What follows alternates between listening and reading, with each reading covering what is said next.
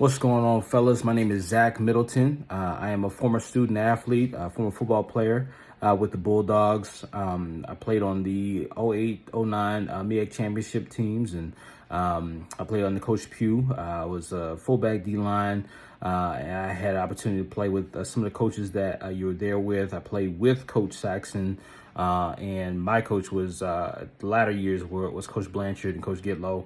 And so I am privileged with the opportunity to be able to address you guys.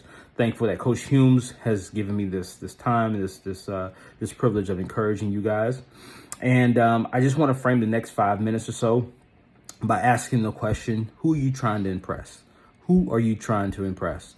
You know, when I think about our time as student athletes, when I was a student athlete, that was kind of the common theme. You have so many voices in your ear at all times. You think about trying to impress. You're trying to impress scouts. A lot of you want to go to play on the next level and play in the professional level. You think about trying to impress your coaches. That's what film study is in a lot of ways.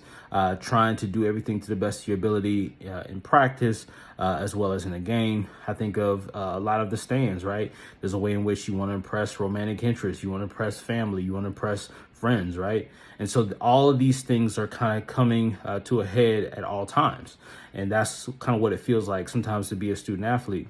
But I would argue that on a deeper religious level, that we're trying to impress God. You know, when you cut across the field on all religions, some argue that that's the definition for religion, is man's attempt to try to impress God.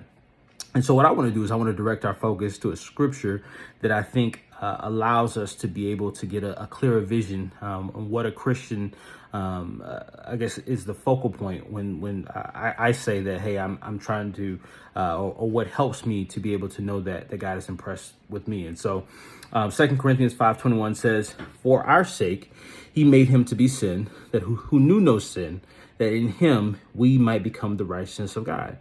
And so that's very significant, right? What is being said there? First off, the him that is being referred to is Jesus Christ. For our sake, he made him, Jesus, who knew no sin. And so what that is a reference to is that what we see in the Bible, what we see throughout Christian tradition and Christian scholarship, is a view of Jesus as being perfect, being one who was without sin. But one of the things that's so significant about the cross and why it's such a big deal within the Christian faith is it's more than just a necklace. It's more than just a cool piece of jewelry. It's at that particular place we believe that Jesus Christ bore the sin of humanity, bore the sin of the world on our behalf. You know, he stood in our place and for our sakes. And we now have an opportunity to have a relationship with God. And so one of the ways that that's illustrated within sports culture, or football culture specifically, is the concept of penalties, right? We all know what it looks like in terms of bearing a penalty for someone else who may have committed a heinous act, right?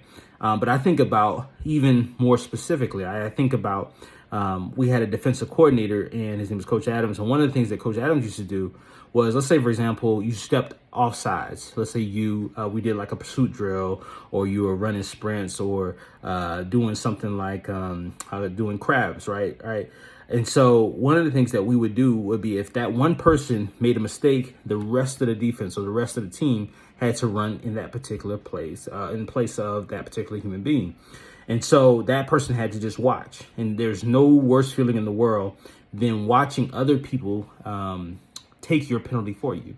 And so one of the things that to be a Christian is to recognize that Jesus took the penalty for us, is to recognize that he stood in our place and for our sakes. And as a result of that, our response isn't to work out of a sense of guilt, but work out of a sense of just understanding that we've been forgiven much, a sense that because of God's grace on our behalf, we now have an opportunity to impress him, not because of anything that we've done, but because of who Jesus is. Why that's significant, I know some of you say, well, we're getting ready to play Clemson. Like, well, what does that matter for us, right? It matters because now that I know that I have sought the favor, or I've now impressed the only one in the universe that matters. It gives me a level of focus, a level of respect, but also a level of indifference where I feel like someone is impeding on me for improper use or improper gain, right? And so I can have a respect for other people, but I understand that they're not my God, right? That God is God, that Jesus Christ is the only one in which impressed God. And so because of that, I can rest in him and not rest in my own moral effort, my own ability. And it should give me a resolve with other human beings, including when I go on the field, when I deal with coaches, as I am engaged in scouts, like that. This time is great, but it's temporary. That absolutely, I want you guys to win, and you want to win, of course. But it's not the only force that's going to drive you. You need something greater. And I'm not going to do the cliche thing and insert the theme, but I've been told that you guys have the theme of persevering this year. And I just, full disclosure, I know that.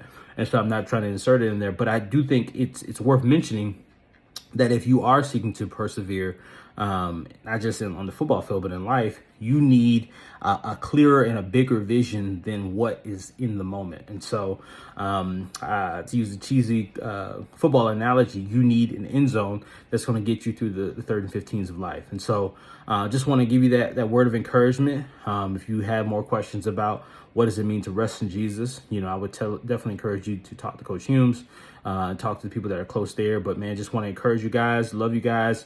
Guys, just play the game of your life, and praying for you. I'll be encouraged.